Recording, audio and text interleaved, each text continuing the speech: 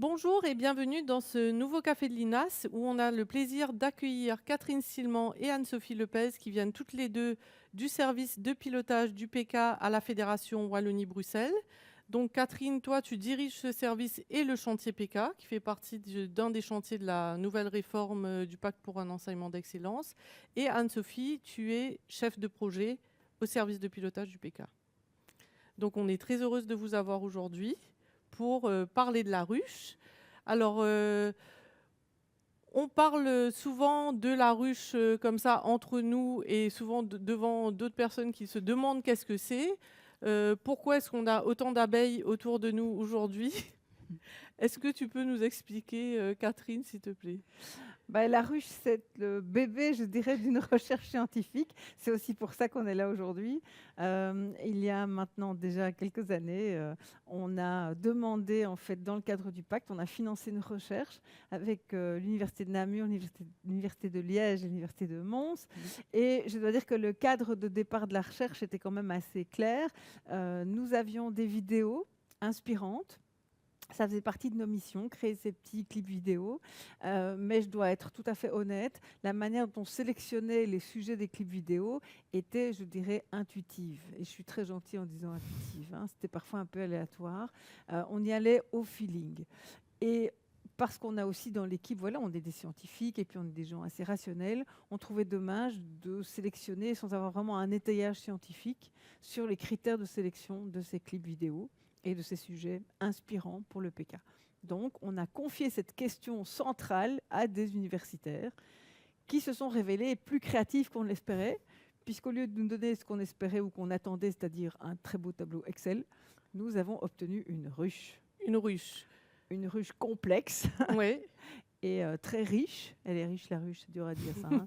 Mais qui a été vraiment intéressante pour nous parce qu'à partir de là, on a trouvé très dommage de conserver juste cette recherche en l'état parce que ça la rendait un peu difficilement diffusable. Mais voilà, vous aviez ouvert la voie pour qu'on en fasse quelque chose de très concret. Et c'est comme ça qu'est née la ruche. Oui, et c'est vrai que je suis dans une position un peu particulière aujourd'hui parce que je vous interviewe, mais en même temps, j'ai eu la chance et la joie de faire cette recherche avec mes collègues de Namur et de Liège, et qu'on est parti, en effet, en se demandant, en fait, finalement, qu'est-ce qui fait une intervention de qualité? Qu'est-ce qui peut permettre aux élèves de vivre des expériences culturelles et artistiques qui ont du sens pour eux, qui peuvent être vraiment signifiantes dans leur parcours? Et donc, en discutant et en travaillant sur ces différents critères, on est arrivé sur cette idée de ruche. Et voilà, je suis encore plus heureuse de pouvoir présenter aujourd'hui la ruche avec vous et toutes les transformations que vous avez pu réaliser autour de ce premier outil issus de cet appui scientifique. Donc cette ruche, à quoi elle ressemble réellement? Nous, avec les collègues de l'université, on avait commencé donc ce format qui est un format, ce n'est pas un fichier Excel, mais il y a quand même des colonnes et beaucoup d'informations. Et donc vous avez travaillé à son évolution. Anne-Sophie, est-ce que tu peux nous présenter la ruche Oui, tout à fait. Donc, en fait, il y concrètement? avait vraiment un véritable engouement par rapport à cette ruche, même dans l'état où elle était, de l'état que tu as montré. Mais on s'était rendu compte que les acteurs du PK ne l'utilisaient plus une fois qu'on leur avait présenté, même s'il y avait un vrai engouement pour tous les paramètres qui étaient dans cette ruche et comment ils pouvaient l'utiliser. Donc, ce qu'on a fait, c'est qu'on a réfléchi en équipe et on a proposé deux ruches qui vont permettre de compléter la ruche universitaire. C'est-à-dire qu'on a proposé un jeu de cartes sous forme d'alvéoles, donc c'est toutes des cartes qui ont un format d'alvéoles, et un outil numérique. Alors, on Voilà, a et donc plusieurs types de... oui, il y a plusieurs couleurs dans ces alvéoles. Tout à fait. Et donc, on a chaque couleur exprime une idée différente, un paramètre différent qu'on doit développer au niveau du projet, une expérience PK. Et donc, par exemple, les oranges, c'est vraiment les alvéoles qui sont pour les opérateurs culturels et les enseignants. Et c'est vraiment le côté beaucoup plus la construction du projet, mais au niveau concret. On a les alvéoles mauves qui sont vraiment plutôt pour les enseignants, qui sont plutôt de l'ordre de la planification, de l'évaluation, les acteurs du PK qu'on doit rencontrer, etc.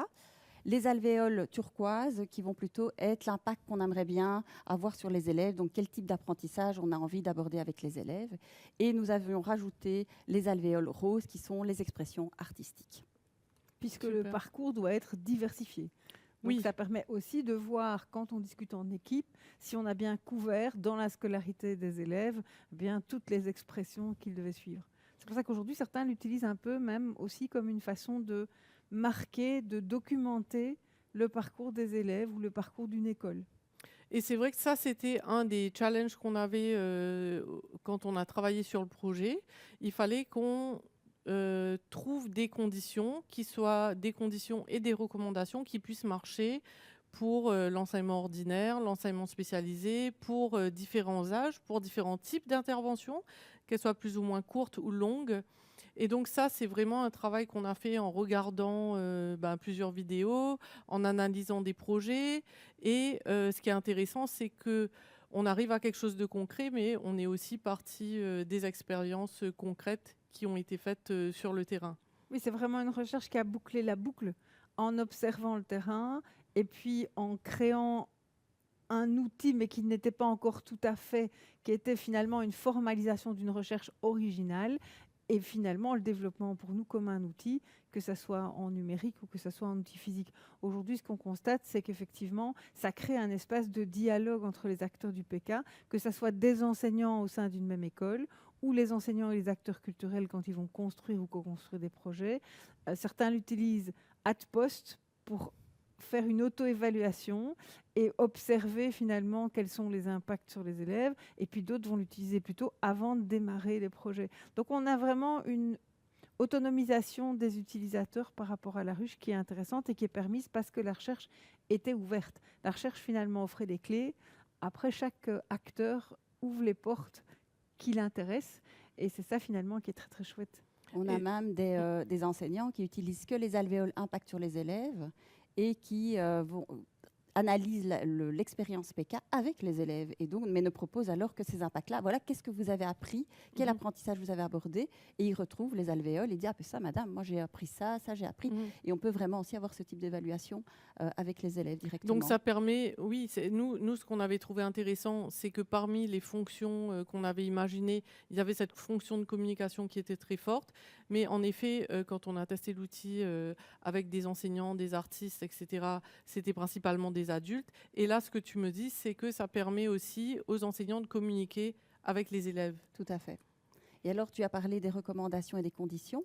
Ce que je trouve intéressant avec les conditions et les recommandations, c'est que les conditions, ça permet aussi d'aborder, quand on veut mettre un premier pas, un premier pied dans l'engrenage du PK, ça permet de savoir un peu où on doit aller.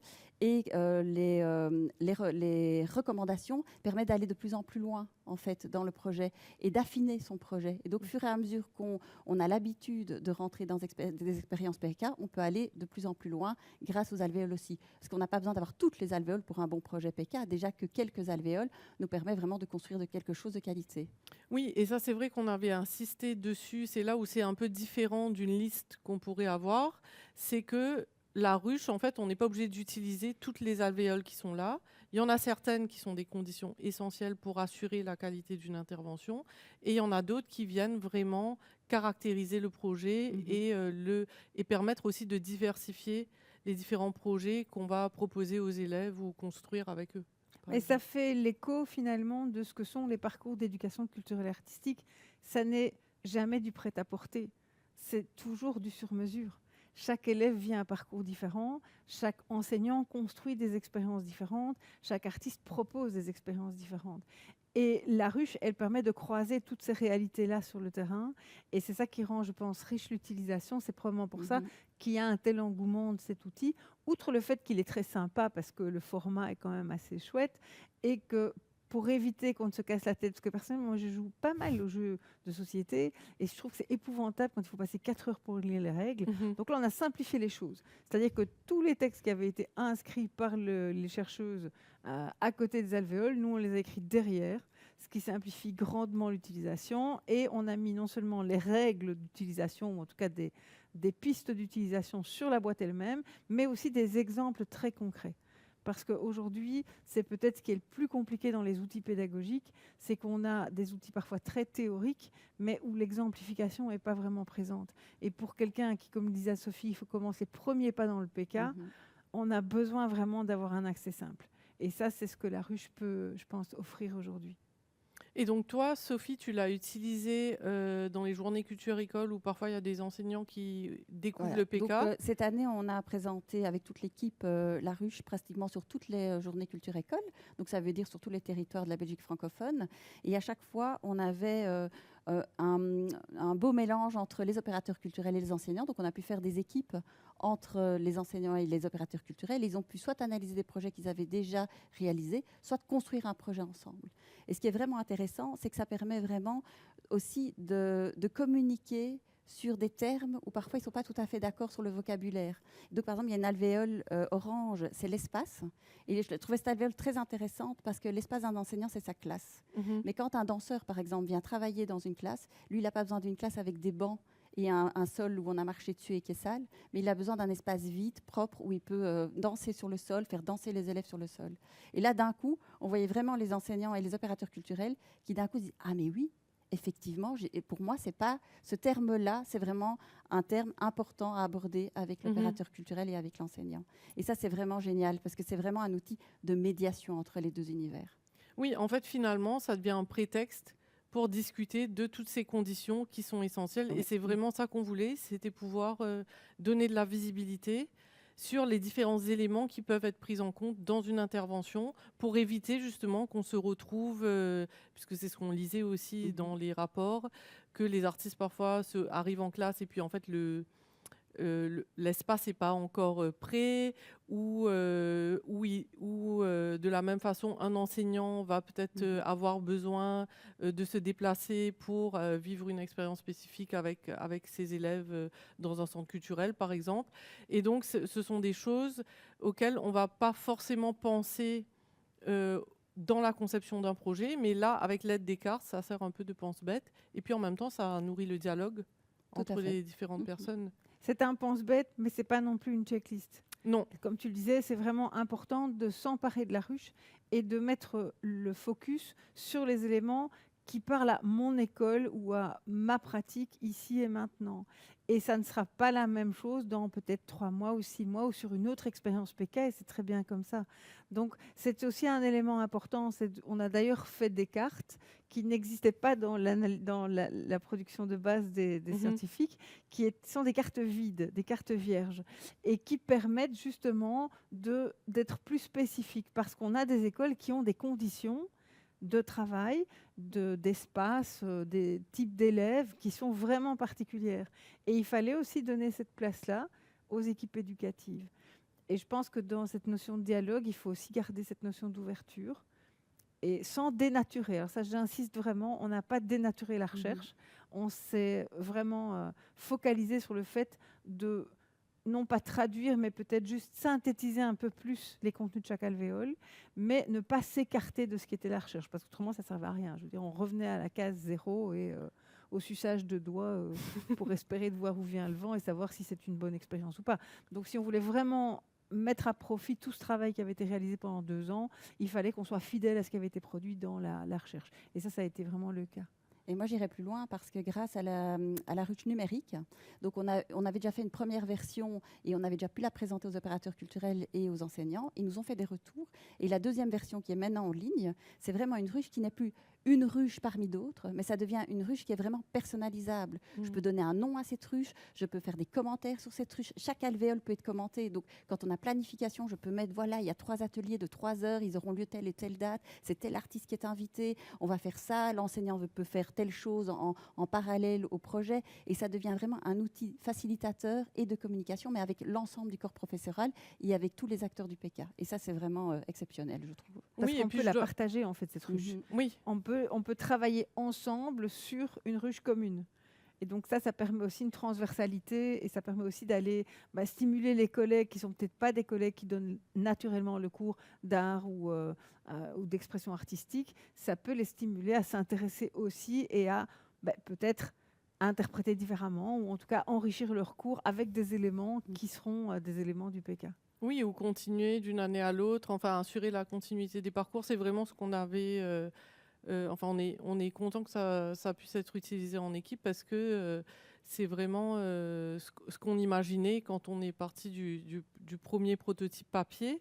Et je dois dire que le prototype numérique est aussi très intuitif et donc la prise en main est tout à fait facilitée. Comment est-ce qu'on peut accéder à ces outils? Je pense que ça, c'est une C'est tellement information facile. importante. Oui, voilà. La ruche numérique, c'est facile, c'est la ruche PK en un mot, sans majuscule, laruchepk.be. Mhm. Vous savez, il ne faut pas avoir fait de très hautes études pour se souvenir de ça, laruchepk.be, mais de toute façon, sur pk.be, On peut aller tout de suite dessus. Donc, vous allez dans les ressources. Dans les ressources, vous avez la boîte à outils. Vous cliquez sur la boîte à outils et c'est le premier onglet, la ruche. Et là, vous pouvez avoir accès à la ruche numérique, bien entendu. Vous pouvez faire aussi une demande pour une ruche physique. Mhm. Alors ça, tout le monde n'en aura pas droit parce qu'on n'a pas encore imprimé assez d'exemplaires. Mais en tout cas, on en a déjà distribué un certain nombre. Mais on a aussi, par exemple, si vous n'avez pas accès à la ruche physique, vous avez aussi une ruche en PDF, par exemple, que vous pouvez imprimer, découper et utiliser. Donc ça, c'est quand même très chouette. Donc Oui. vous avez cette version-là, mais que vous faites vous-même. Et puis après, on a aussi la ruche universitaire, si vous avez envie de vraiment lire le document, que vous êtes vraiment intéressé et que vous avez envie d'aller plus loin dans la ruche, n'hésitez pas. C'est sur le site internet. C'est sur le site pk.be. Oui. Et donc, cette ruche physique, il y a déjà certains acteurs de l'écosystème PK qui l'ont. alors les DCO Mhm. qui sont en train de mener, parce que on essaye aussi d'avoir, nous, un recul et une forme d'évaluation critique de l'outil qu'on propose. C'est comme ça, comme le disait Anne-Sophie, que la ruche numérique a déjà évolué maintenant suite au retour des utilisateurs. C'est l'UX expérience. Mais donc maintenant, on a confié la ruche aux DCO qui vont dans des écoles volontaires pour tester son utilisation, voir comment on peut apporter de l'aide et l'améliorer encore. Donc, les délégués au contrat Les d'objectifs. délégués au contrat d'objectif, exactement. Et puis, on a aussi les référents culturels, donc c'est les conseillers au soutien à l'accompagnement pour le PK, qui sont dans les réseaux, qui ont aussi des ruches physiques. Les référents scolaires, ça, ce sont des groupements d'opérateurs culturels. Alors, on a évidemment certaines écoles, des groupements d'écoles, par exemple, des communes qui nous demandent si elles peuvent bénéficier d'une. On a des hautes écoles qui maintenant aussi pour Donc, former elle les est déjà enseignants. bien diffusée sur le Elle territoire. se Il y a des diffuse petites pas mal. abeilles un peu partout. Ça fait bzzzt un peu partout, oui. Et Ça, donc, voilà, bien on actif. vous invite à rejoindre le mouvement de la ruche. Ceci n'est En pas tout une cas, secte. et surtout à nous apporter des retours parce que, comme vous avez vu, c'est vraiment une collaboration qui dure et qui permet d'améliorer cet outil avec les acteurs de terrain et à différents niveaux de l'écosystème scolaire. Et merci beaucoup Catherine et Anne-Sophie d'être venues aujourd'hui pour parler de cette collaboration et montrer comment on peut, joindre en tout cas les mondes institutionnels et le monde de la recherche pour arriver à des outils concrets qui peuvent être mis au bénéfice d'une meilleure éducation ou de meilleures interventions culturelles et artistiques pour les élèves. Merci. Merci.